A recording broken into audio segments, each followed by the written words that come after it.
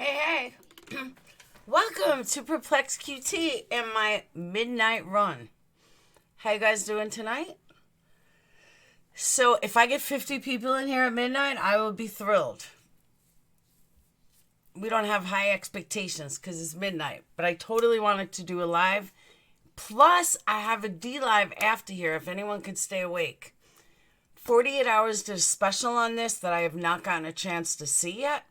And I know I can't watch it on, we can't watch it on YouTube. So I'm going to put it on D-Live. What I don't know, if anyone in here knows, I don't know how to save it on D-Live. Like, I don't know how to make it rewatchable on D-Live. But after this live, I'm going to do for about a half hour, 40 minutes. The documentary is 41 minutes. So we're going to shoot over to there to D-Live after. If you're not on D-Live, I'll give you the links. So let me say hi to everybody. Welcome to Saturday, May 23rd. I can't believe it's fucking the end of May already. What's up, Caslin? Hey, Red Dragon. Hey, Lee. Hey, Governor. Hey, Melanie. Hey, Bonnie. Hey, Purple Kool-Aid.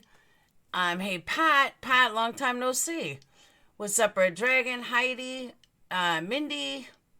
We only have one life. I know I did say 10:30.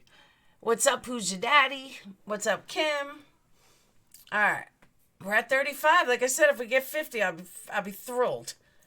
What's up, Carol? Hey, Ruth. All right. So some of you guys know this case. I can't get into details. What's up, Tyra? I can't get into details, but I can tell you that this case rides home with somebody that I care about deeply. That's the reason I'm covering it. It's also making its way in the headlines again due to Kim Kardashian. Now, the story behind it is pretty intense. On the morning of June 5th of 1983, Bill Hughes arrived at a semi-rural home in Chino Hills, California, where his 11-year-old son, Christopher, had spent the night. So he decides to go pick up his son from the neighbor's house where he was, spending the night. Knocked on the door, nothing at all. He went inside, he found the parents, which were Doug and Peggy Ryen, their 10-year-old daughter, and his own son was murdered brutally. Not even like lightly, I mean brutally. They had been chopped with a hatchet. They were sliced with a kitchen knife. They were stabbed with an ice pick. And there was blood everywhere. Like in the picture behind me, that's actually one of the crime scene photos. There was one sole survivor, his son. It was an 8-year-old named Josh. Had his throat slashed, everything. And he's the only one that survived. Her purse was in plain sight. What's up, Denise? Her purse was in plain sight with money and nothing was found. Nothing was taken. Like, no money. The family station wagon was gone, and it was discovered several days later in Long Beach, California, which was about 50 miles outside of Chino Hills. Now, imagine being a father that found this. I couldn't even imagine. So the San Bernardino County Sheriff's Department deputies who responded to the call identified Kevin Cooper as the likely killer. Now, there's a big backstory behind Kevin. So he had admittedly hidden out in the vacant house next door, which was the lease house. It was 125 yards away for 2 days.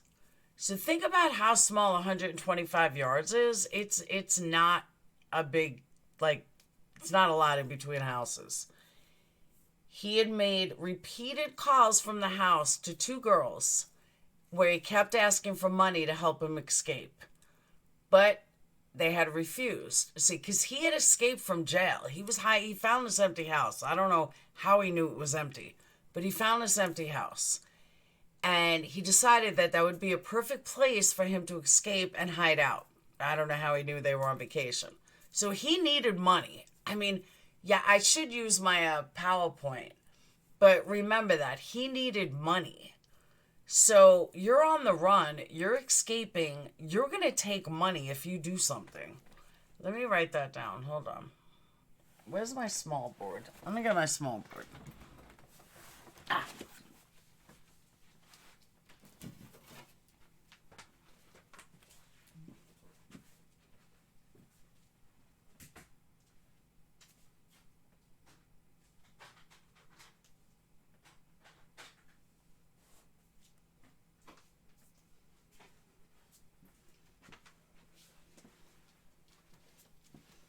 Alright.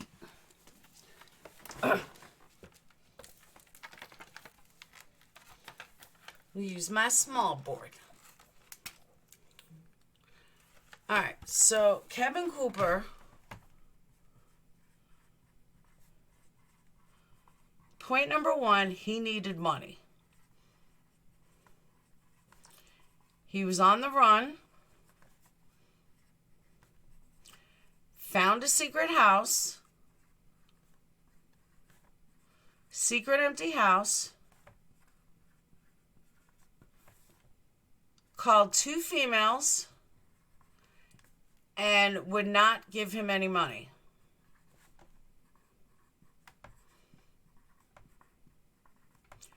So the reason why that's so important is, remember what I said earlier. Let me use a different color.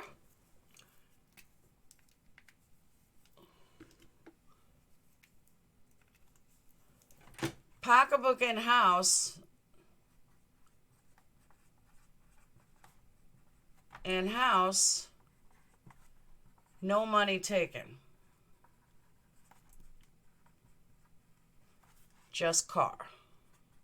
Now think about that for a second. Like, really think about that for a second. If you're gonna escape, even if you steal somebody's car, you're gonna need money for gas. So to just say that he stole a car doesn't make any sense, because how's he paying for gas? It's not adding up. It doesn't add up. So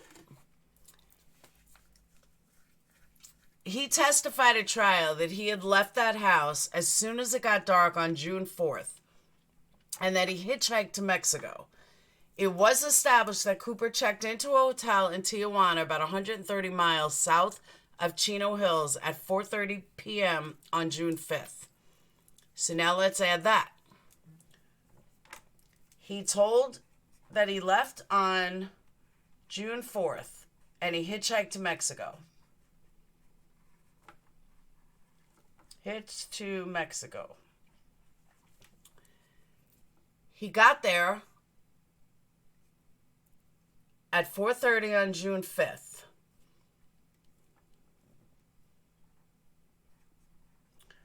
June 5th, checked to a hotel at 4:30.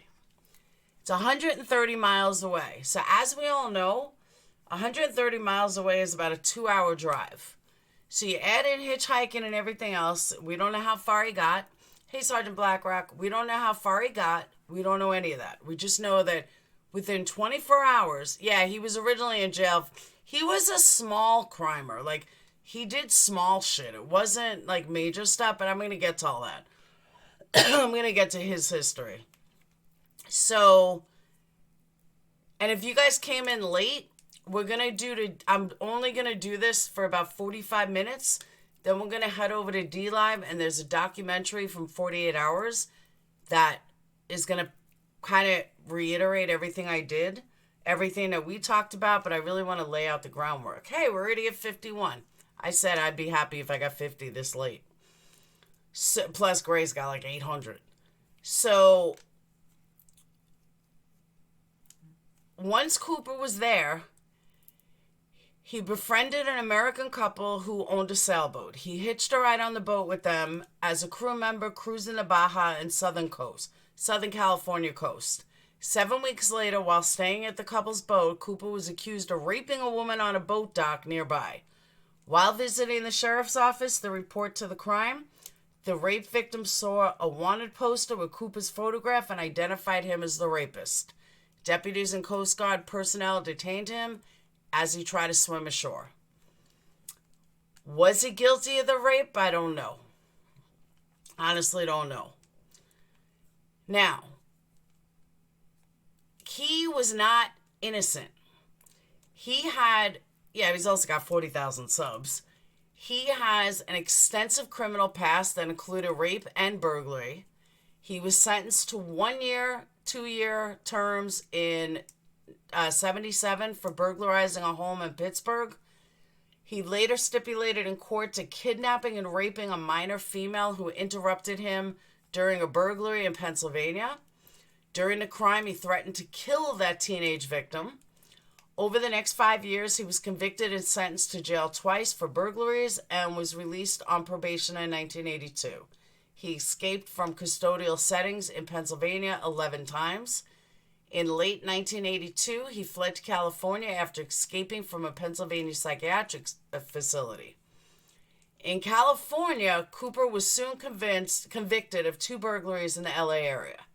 He began serving a 4-year sentence under the alias of David Trotman. Hey, Happy. At the California Institution of Men in Chino on April 29th of 1983, where he was assigned to the minimum security. On June 2nd of 83, Cooper climbed out through a hole in the prison fence and walked away from the prison across a field. Now, that was on the 3rd. See, Purple Kool-Aid, here's the thing. You can't convict somebody for past crimes. That's another problem that juries get wrong. They always convict due to past crimes. You can't convict somebody on their past crimes. I know you're busy, but if you let me know the postage on Lady Lip Prize, I'd like to take care of the postage for our dear friend on the birthday. Aw, Happy, that's sweet of you.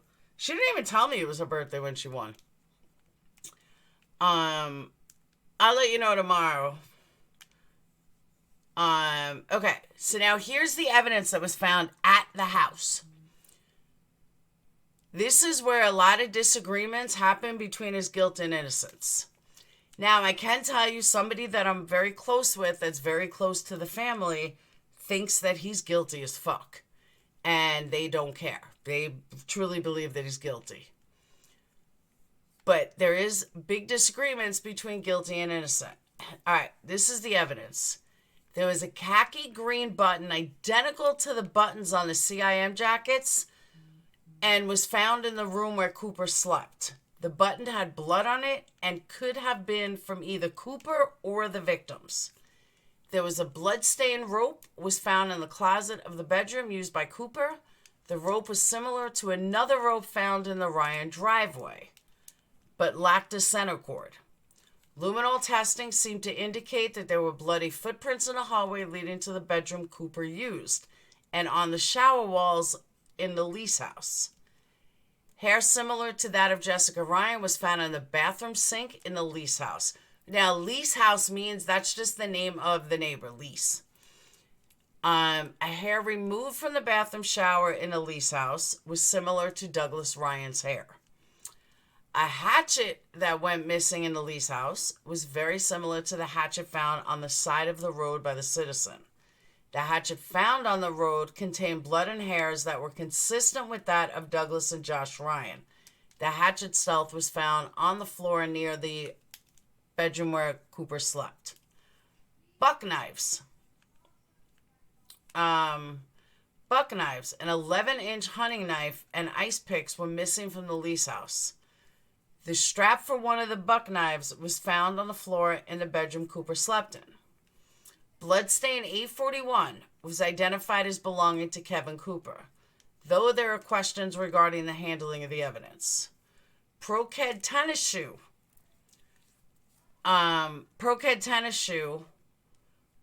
prints consistent with the size and pattern of the shoes given to Cooper at a CIM were found in the Lease house and in several parts of the Ryen house.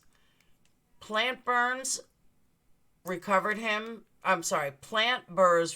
from Jessica Ryan's nightgown were very similar to those found on a blanket inside a closet in the Lease house and in the Ryen car. Those burrs were also similar to burrs from a vegetarian between the Hideout house and the Ryen house. Roll-right tobacco, the type Cooper used, which is a free to CIM inmates and not available for retail, hey Jana, was found in the Ryan's car and the bedroom Cooper stayed in. Cigarette butts with Cooper saliva were found in the Ryen car. Post-conviction DNA testing confirmed that DNA from one of the butts would match one in 19 billion people, while the other would match 1 in 110 billion people. Hair consistent with Cooper was found in the Ryan's car. Now, let me also explain to you guys why I'm taking the approach of that he's guilty as fuck, because 48 hours is taking the exact opposite approach. So I'm giving you guys all the reasons that he's guilty and why all the evidence point to being him. Now, at trial, on Cooper's motion, the court changed the venue from the trial to San Bernardino to San Diego. Cooper pleaded guilty to the charge of escape from prison. In videotape testimony, Josh Ryan, the only single survivor, said that the evening before the murders, just before the family left for the Blade Barbecue, 3 Mexican men came to the Ryan home looking for work. Ryan didn't identify the killer, but said in an audio tape with his treating psychiatrist that he saw the back of the single man attacking his mother. Ryan told the sheriff he thought 3 men had done it because I thought it was them. And like they stopped up that night. But he did not actually see 3 people during the incident. Cooper testified in his own defense. He admitted escaping from CIM, hiding out and sleeping in the Lease house, but denied committing the murders or being in the Ryan house. Cooper said he left the Lease house on foot, hitchhiked, stole a purse, and eventually made his way to Mexico. Now that's huge. Right there is huge. Why did he steal a purse but didn't steal a woman he killed? It doesn't make sense. It just doesn't. Jury convicted him of 4 counts of first-degree murder and 1 count of attempted murder with the intentional infliction of great bodily injury, and then imposed a death penalty. There was also a stipulation entered during the penalty phase of his trial that Kevin Cooper was the man who abducted the female minor on October 8th of 82 from the health residence, kidnapped her, and raped her in Frock Park. Now, before I get into other stuff, does anyone have any questions? Seriously, though, there's so much that I'm leaving out, though. One of the biggest things that I'm leaving out, because I'm sure 48 Hours is going to cover it, is that there were blood spots. There were 3 different blood spots in the house that, in the car, that literally looked like 3 different people did it. The car was found in blah, blah, blah, blah. I want to say it was found near Mexico. I believe it was found near the Mexican border. And that's why the other reason they thought they did it.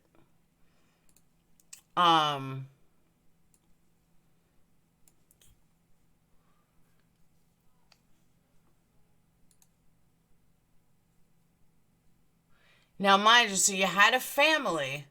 Well, you have the family, plus you have this innocent kid.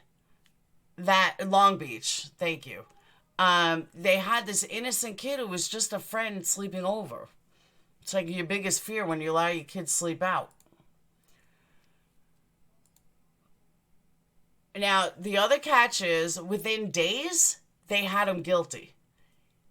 He was a black man. This little kid said that it was 3 Mexican men or 3 men. And the 3 men's theory matched exactly what the evidence showed. I mean, because there were so many different weapons used. How is one guy going to use 3 different weapons? What is he going to do? Put it down? You know, like, oh, let me kill him with an axe pick, but let me put that down and I mean, if you're that smart, you're not getting caught. Like, if you're that smart of a killer, then you're pretty calculated and you're not going to just get busted and, you know, hitchhike. It just didn't make sense. Yeah, they said the kid was a fucking trooper, the one that survived.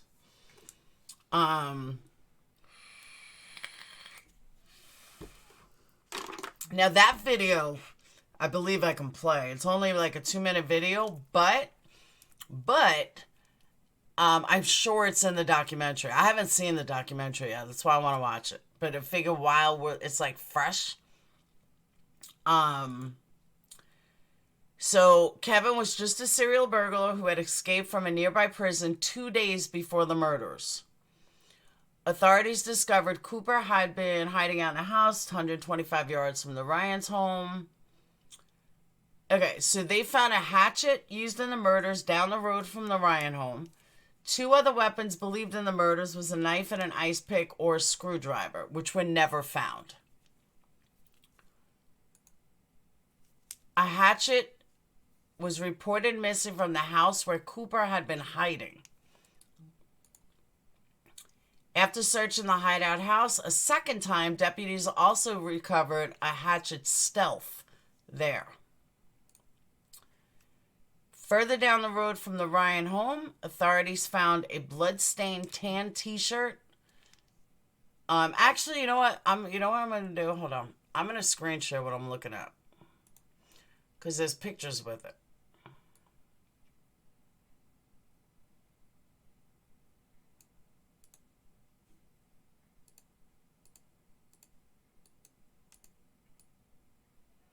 Alright. So further down the Ryan home, authorities found a bloodstained tan T-shirt and a towel believed to have come from the Ryan home. Some of the bloodstains matched Doug Ryan's blood type. None were found to match Kevin Cooper. So none of the blood were Kevin's. So they had nothing on him. Police recovered Ryan's station wagon nearly 50 miles away. They found blood on all 3 seats. That's what I was talking about before. They found blood on all 3 seats. There's no way in holy jamoly that one person is going to sit in 3 different spots. Because like I said, if you're that smart, then you're going to get away with this. Like, he made too many mistakes to believe that he's that smart that can get away with this shit. I'm not buying it. On a second search of the car, deputies found 2 cigarette butts. One matched tobacco typically issued to inmates.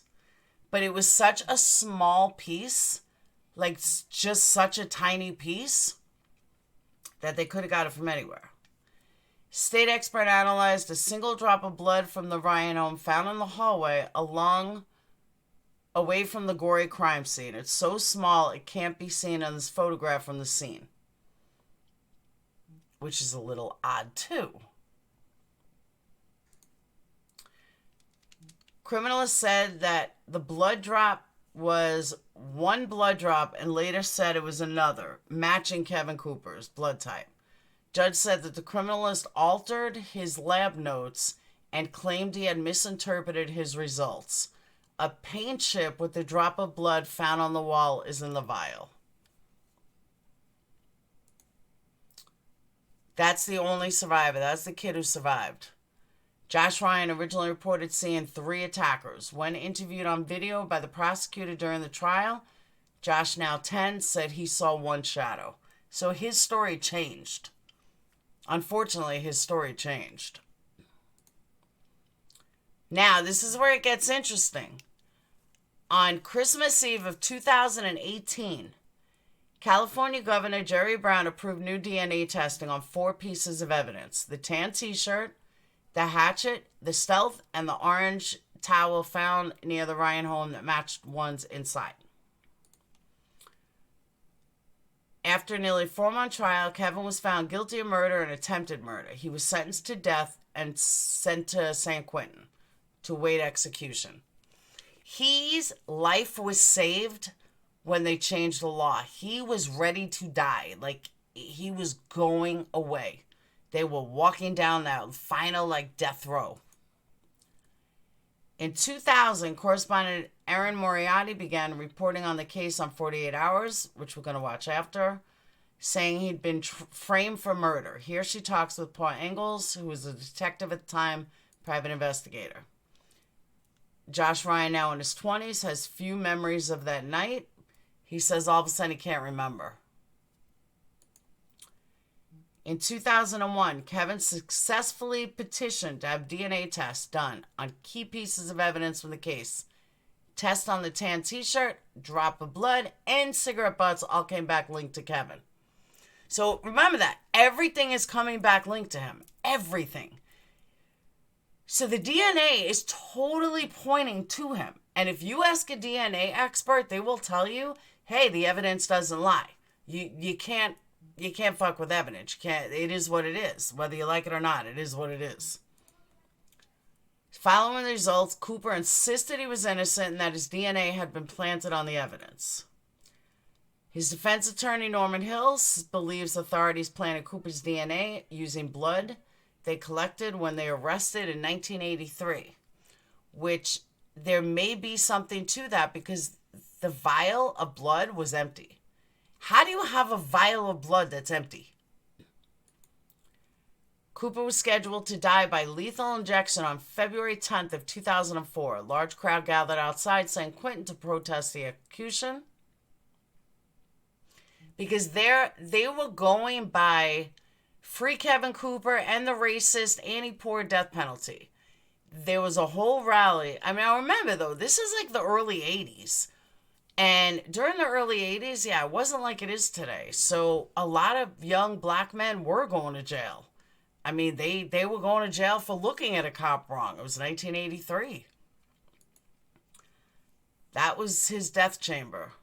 3 hours and 42 minutes before midnight, a federal appellate court stayed the execution and saved Kevin Cooper's life. 3 hours before you think you're going to die and your life gets saved. Several years later, Judge William Fletcher from that same appellate court wrote that he thought the state of California may be about to execute an innocent man. He made a 100-page dissent, which I'm not getting into now. We'll get to that at a later time. 2018, following an in-depth investigation by Christoph and the New York Times, Kim Kardashian West tweeted her support, and Pope Francis weighed in on the case. Nicholas Kristof, an opinion columnist at the New York Times, began writing about the case and I think they got the wrong guy. February 22nd. What's up, GB? February 22nd of 2019, California Governor Gavin Newsom ordered additional testing of DNA of hair, blood, fingernail scrapings from the victims, and on a green button. Tests on most of those evidence failed to generate a full DNA profile. An orange towel believed to be from the Ryen home did have a single male DNA profile on it, and it didn't match Kevin Cooper. Or Lee Furrow, which Lee Furrow's a whole nother person. Here's the empty vial. So for anyone that knows Making a Murderer, this is very strange. Kevin Cooper says the vial of blood was taken from him when he was arrested in 2002. In 2002, DNA tests showed the presence of a second DNA profile in it. In 2019, when authorities went to test it again, it was empty. So if you guys didn't catch it, let me repeat that again, because that's not normal. In 2002, DNA test showed the presence of a second DNA profile. Second DNA profile. But in 2019, when they went to pull it and double check, it's gone. All the blood is gone. I have no idea how the fuck they would explain that. It doesn't make sense. How would the police explain why a blood vial is empty? And in 2002, it wasn't. Blood's not going to evaporate like that. And that's that part of it. Hold on.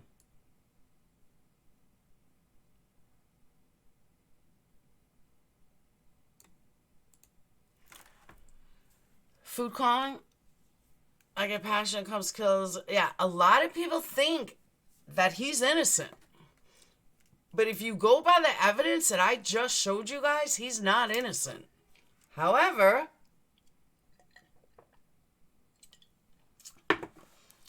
let me break out my 5-star.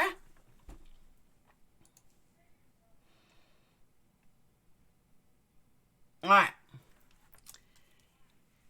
So he believes, I think there is a big possibility there was more than one bad guy. Absolutely. 100% I believe there was more than one.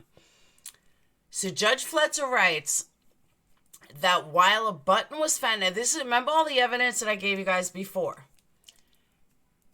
Judge Fletcher writes that while a button found in the house came from a green prison jacket, uncontradicted evidence at trial showed that Cooper was wearing a brown or a tan prison-issued jacket when he escaped. Remember, they said it was green. It was not green. Let me write that down too. Green button found. No green shirt. Because in jail, you do get two different colors. You can have two different colors. So Deputy Patrick would later tell Cooper's defense that he had been asked to acquire a prison-issued jacket and shoes from the prison within a day or two of the murders. Again, a cop would later tell Cooper's defense team that he had been asked to acquire a prison-issued jacket and shoes from the prison within a day or two of the murders. That is huge. Huge. Why a deputy would come forward with that information, I don't know. But that's serious. That's heavy. That would explain a lot. Now, Fletcher suggested, now remember, Fletcher's the judge. Fletcher suggested that since the chemical test used to detect blood also reacted to bleach, and since a previous occupant had admitted at trial to cleaning the shower and sink with bleach just prior to vacating, that the supposed blood in the shower and sink could really have come from bleach used by the tenant to clean up. Luminol testing also reacts to coppery substances, plant enzymes, excrement, raising an alternate explanation for the luminol results in the hallway. Now, how many people have heard that luminol can detect bleach like it does blood? I personally did not know that. I don't think general public knows that. I think that that's a pretty wild fact because there's a lot of cases where they say blood's all over. Maybe it's bleach. I clean with bleach all the time. I do. I clean with bleach all the time. Why wouldn't I know that? Maybe if I would have paid more attention in college, I would have known that when I was doing my master's. But yeah, at that, I didn't know that. And I have no problem admitting that. So that explains that. Now, the witness who identified the hatchet as coming from the hideaway house only did so after being spoken to by Mary Hughes, the mother of Christopher Hughes. When the defense sought to question witnesses about this during the trial, they were blocked from doing so. I wonder why. They should have never been blocked. The fingerprints of Officer Stephen Moran were recovered from the interior of the closet where Cooper had been sleeping nest, and were determined to have been left the day before the evidence in the closet was officially found. Moran himself would deny ever entering the closet. So now you have a cop whose fingerprints were found inside the interior of the closet. Hey, Southern Grace, when he says he had never been in the closet. Fletcher then suggested that preservatives found in the blood of the tan t-shirt indicated that it may have been planted, arguing that Huff ignored testing, which showed that 4 of the alleged control samples either had DNA or were inconclusive and thus could not be legitimate controls, and that Huff had both failed to test the new sample to see if it was blood and ignored that the EDTA corresponded with the DNA. If the EDTA testing already performed shows that Cooper's blood was planted on the t-shirt, or it further that the EDTA testing does the same thing, that showing greatly increases the likelihood that much of the evidence introduced at trial was bullshit. Fletcher also wrote that some argue that Gregorians planted Cooper's blood in order to ensure a positive result. Prosecutors claimed during the trial that a bloody footprint found on the Ryans' bedsheet and another print on a spot cover outside the Ryan home matched the size and type of the Pro-Ked dude sneakers Cooper was issued inside the prison, further claiming that the shoe was distributed slowly through prisoners and other government institutions, and same ones that he had when he, made the murders. Cooper's attorneys, however, obtained statements from James Taylor, an inmate who said that he issued Cooper PF Flyer shoes, and Mitch Carroll, the former prison warden, who said that the shoes the prison purchased for inmates were widely available to the public. They were in major retailers as Sears. They were everywhere. In the initial search of the Ryan station wagon, no cigarette butts were found. Think about that. In the initial search, no cigarette butts were found. None whatsoever. But some of those cigarette butts could have easily been planted in the car. Moreover, after initial forensic testing, paper from a hand-rolled cigarette butt supposedly found in the station wagon was described as consumed. That same paper later reappeared and was offered into evidence. When the paper reappeared, it was significantly larger than the paper in the cigarette butt that had originally been tested. Multiple cigarette butts recovered from Cooper's hideout were never entered into evidence. That's huge. The same officers who processed the house would also be the ones to discover the cigarettes in the car. Not only how convenient, but for making a murder of people, sound familiar? It sounds awfully familiar. Really, really familiar. The tan t-shirt that had Cooper's blood on it was also not prison issued. And none of the people in the lease house recognized it, despite identifying other items of clothing that Cooper had stolen from the house. The sole survivor, Josh Ryan, indicated a communication board to a social worker and deputies in the emergency room that 3 or 4 white men had committed the murders. I'm going to say that again. Josh Ryan indicated with a communication board to a social worker and deputy in the emergency room that 3 or 4 white people had committed the murders. Judge Fletcher said deputies misrepresented his recollections and gradually shaped his testimony so that it was consistent with the prosecutor's theory that there was only one killer. Now, this is an 8-year-old kid. If it's that easy to manipulate 16-year-olds and 15-year-olds and 17-year-olds, imagine a fucking 8-year-old. That's intense. So records would show that a second, now missing blue shirt had also been recovered near the bar shortly before the tan shirt presented at trial.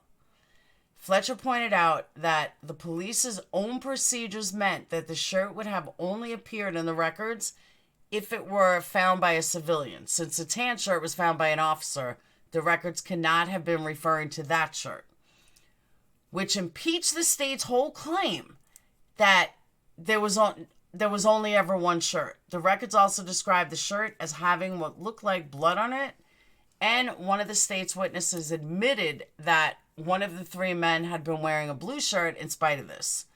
Judge Huff accepted the state's claim and blocked the defense from pursuing the matter.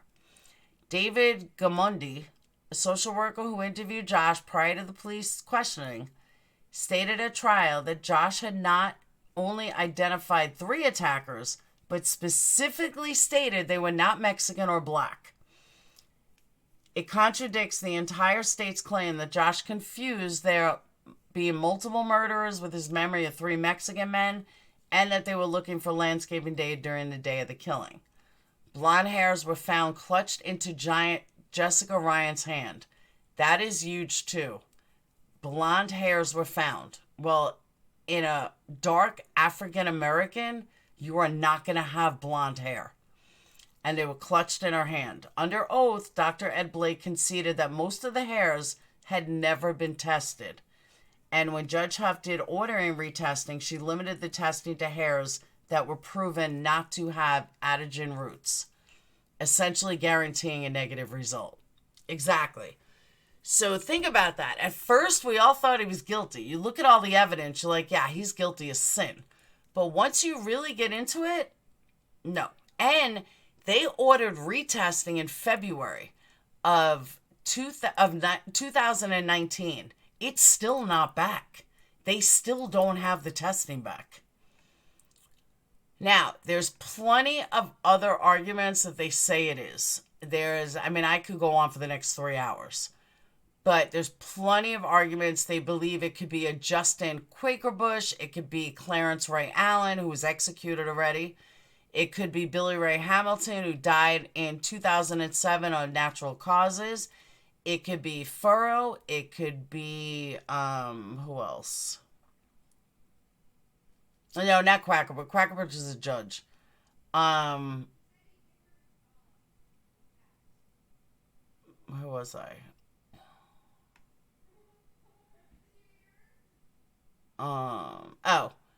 So according to the Ninth Circuit, Roper's allegations lack credibility. It says Roper was abusing drugs and hallucinating the night that she says she saw Furrow. She also had a motive to disparage Furrow because he left her on the night of the murders and began a sexual relationship with a childhood friend. So Furrow is a guy that allegedly was cleared or semi-cleared, but his girlfriend or wife, I'm doing this one straight on memory, his girlfriend or wife had said that she believed that it was her husband or her boyfriend that committed the murders. And there was enough evidence to believe, because he was like a piece of shit, but there was enough evidence to believe that, hey, maybe there's something to that. Maybe there's credibility in this story. Well, it turns out there really, really is no credibility, because he came cleared. There was something with DNA that he was cleared. All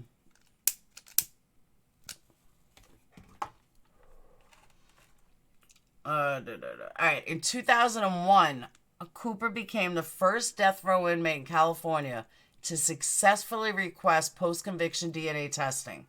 The results of those DNA tests failed to exonerate him of the 1983 murder. Cooper's DNA was present at the crime scene and in the stolen station wagon.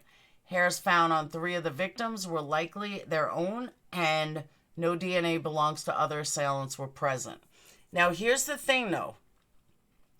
This is where I have the biggest problem with cases with testimony.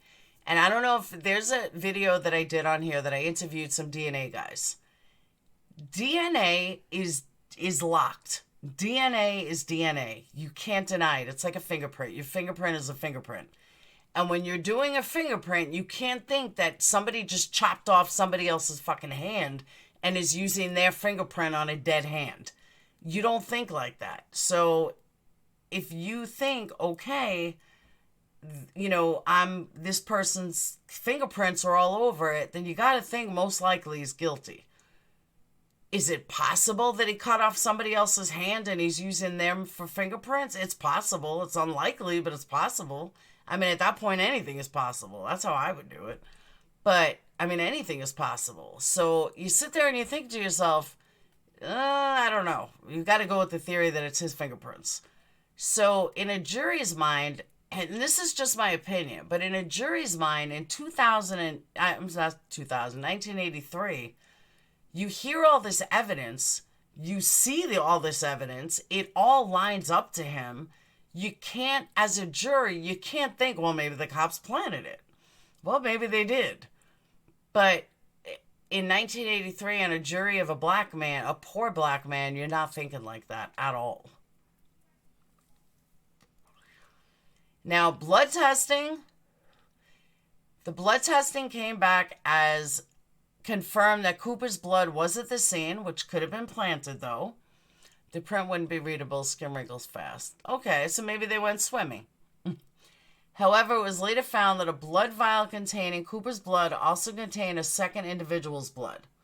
The vial would later be found empty when the defense tried a retest in 2019. More importantly, prosecution expert Daniel Greggans had checked Cooper's blood out for 24 hours without informing Cooper's attorneys, alongside his saliva and the blood stain recovered from the house. This is huge because of the two key pieces of evidence that relied on blood from Cooper. Now, that to me should be a sign that they should let him out. Honestly, even if he did it. Why would the lead prosecution take the two biggest forms of evidence that you can't have again, like you can't get that again, and sign it out 24 hours prior to when they would test it, never told his attorneys, which is against the law, and it's gone. And all of a sudden it comes back and it's empty. Greggans' initials were on a pillbox that contained A41, recovered from the house, as well as the date he checked it out. According to lab practice, it's common to mark the seal when it's open. This has caused some to speculate that Greggans was untruthful when he later claimed that he never opened the vial. A blood stain located on a t-shirt that was found beside a road some distance from the Ryen home. The shirt had several blood stains. Doug Ryen was the donor of the blood stains. Cooper was the donor of the blood stain on the t-shirt. In particular, 2 blood smears and possibly some blood spatter. Cooper's DNA was not on the hatchet, one of the murder weapons. The hatchet had blood from the victims, Jessica, Doug, and Chris. Peggy and Josh cannot be excluded as minor contributors. Now, as far as the EDTA.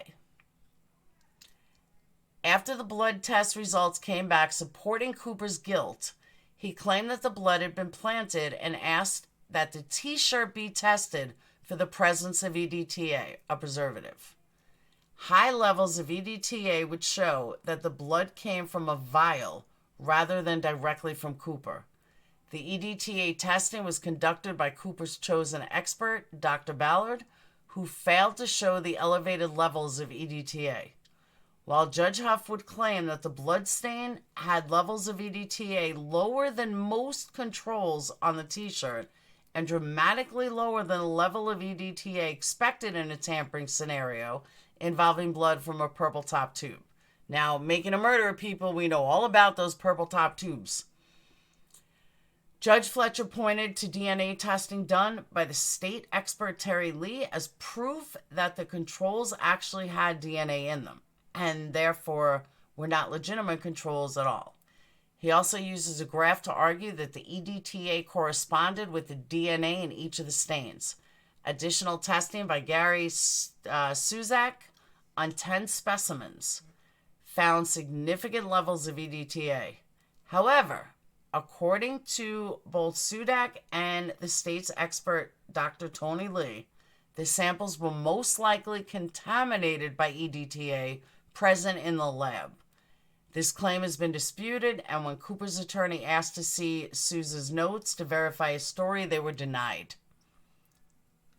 So now when you hear it like this, you start to think there's no way this dude's guilty. Like, he doesn't seem guilty at all. Hair testing.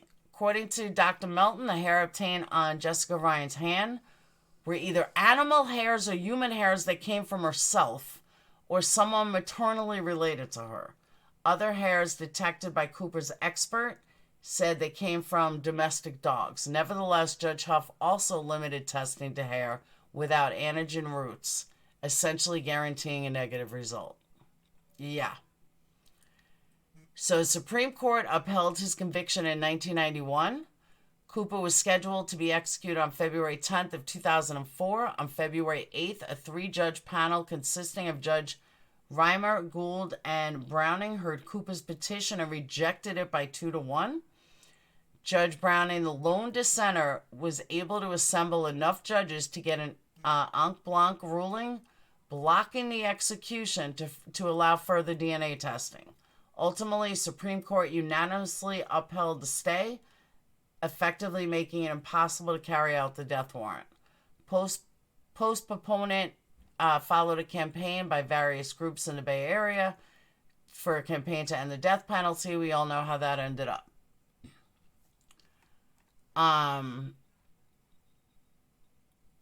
In May of 2018, New York Times wrote an article highlighting the case, arguing that the truth could be determined by doing advanced testing on the bloodstained shirt, the hatchet handle, and the hand towel used by the murderer, and including diagrams showing both that Lee Furrow's stepmother lived close to where the victim's car was recovered, and Officer Stephen Moran most likely planted evidence to frame Cooper.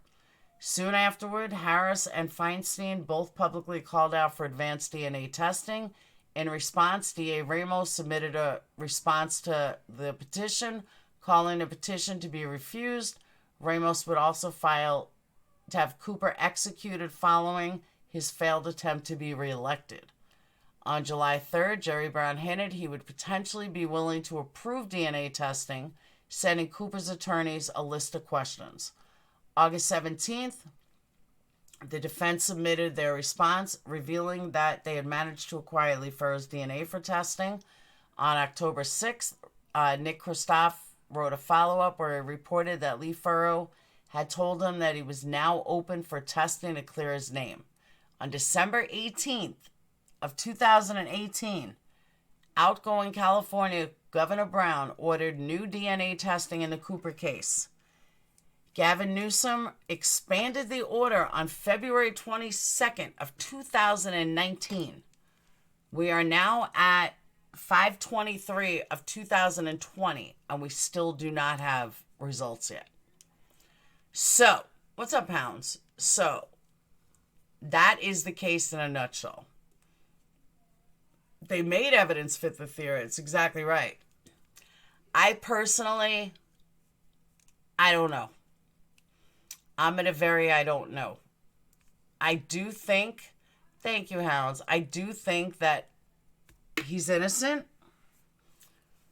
but I can't prove it yet. And why can't they do touch DNA? I don't know. Well, because his blood is gone and so is the saliva. See, but here's my thing. Even with a vial being empty, unless they completely cleaned it out, they should be able to get something out of it. I mean, like, you would have had to wipe it. Like, literally, like, you know, drain it with water to have nothing left. What are you confused about, Denise? It is very similar to Making a Murderer. It is. Except this one, I think, is a little tougher.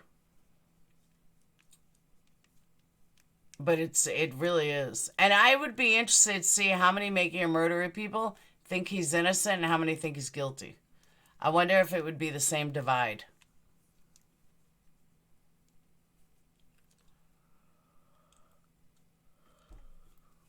What are you confused about, Denise?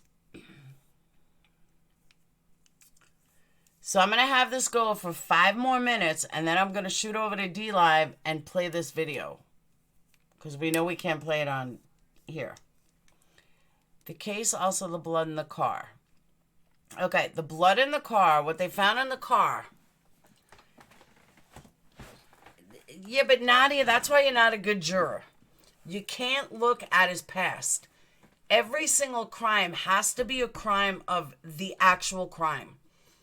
You can only use, I mean, my $93,000 in schooling, I learned this. You can only judge somebody based on the crime that they have. You cannot base it on their past history. That's why in a lot of court cases, they will say exclude past history. And you sit there like, well, how could you? Unless they show a past of a similar crime. If you rape somebody and you have 15 rapes in the past, well, odds are a judge is going to let that through. But if you're on trial for murder and the worst thing you've done is rob a bank, that's why they excuse me. Yeah, if you rob a bank, but the worst thing you ever did in the past is, steal beer from a bar, the odds are they're not going to allow it in court because they don't want people to, I'm leaning towards guilty, but really unsure. Well, that's why this 48-hour special is going to be really good. I've always wanted to be on a... Me too. I always want to be on jury duty. I'm never on jury duty, ever. I've never been called for it. I so want to be on jury duty. I'd be like lead foreman. I'd be like, woohoo! I'd come to YouTube and tell you guys all about it. No, I'd be on this big case. Touched DNA last long time on the trial I'm on now is over 20 years. No shit. Oh. A long trial, all right? So, Kim Kardashian is trying to get this guy out of jail. She went to Trump. She's going for clemency. She wants him out. She believes he's innocent. I don't know if he's innocent yet. I really don't. There's so much to look into, and there's so much to review. In my opinion, one of my first things I want to review is that 100-page report that judge wrote, his dissent. That to me is probably extremely interesting. For a judge to write a 100-page thesis on why he believes that Kevin Cooper's innocent, to me is probably a really good reading. Then there is lots to look into. There's a little something called time that is hard. The 100-page report would be very telling. I could pull it up if you guys want to look at it. Hold on.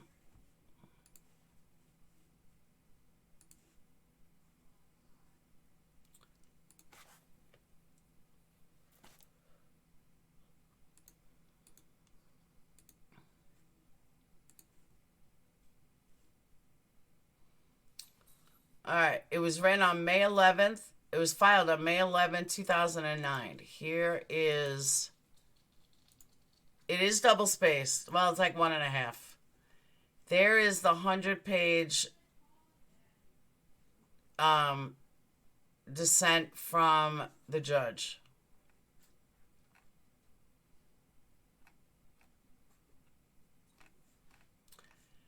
And it's probably a very interesting read.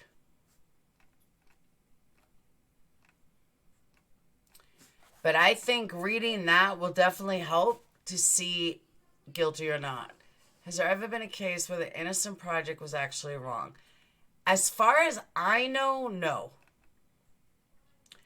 As far as I know, the Innocent Project hasn't gotten it wrong yet.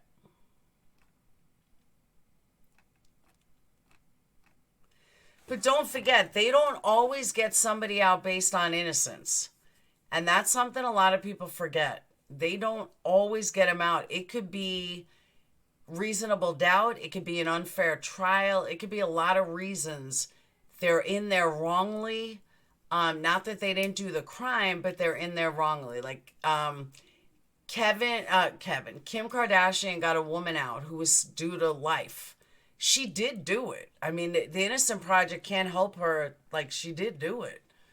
But the difference was, not only did she do it, but she didn't deserve the time that she got. So they have cases like that too. It's not always cut and dry, like, oh, he's innocent per se. Could be that his rights weren't, met on time or anything like that.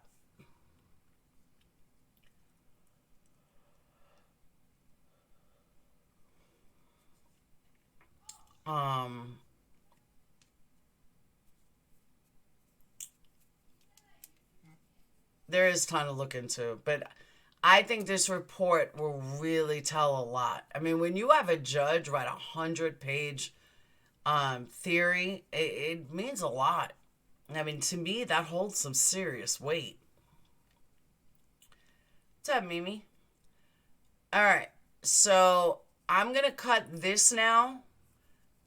Shoot over to D Live. I think it was Talking Dove's been dropping the link.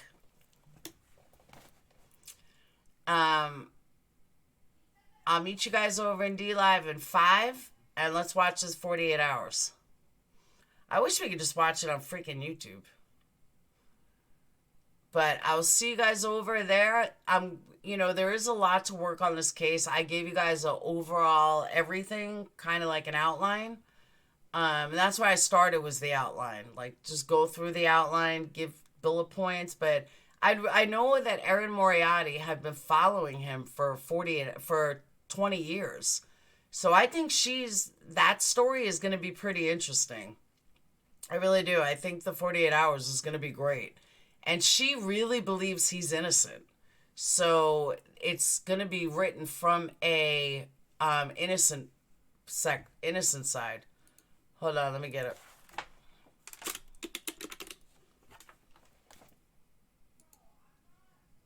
Marsha's an asshole? Why would it happen? I mean, that's nothing new, but why would it happen?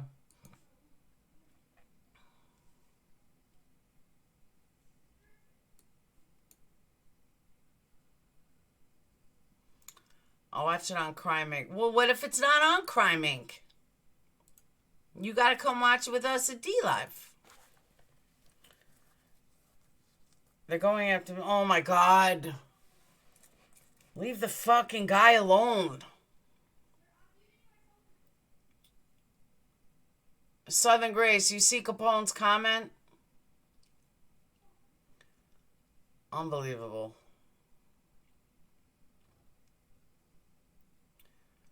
Tell them worry about their own fucking people.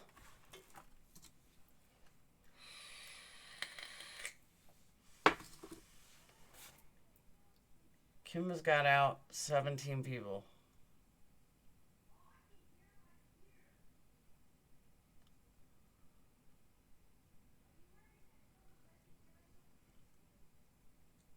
What do you mean Kim has got out 17 people?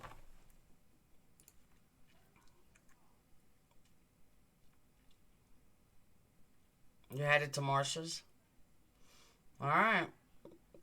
I don't know why, but okay. This is crime right now. Correct. Alright, so head over to D Live.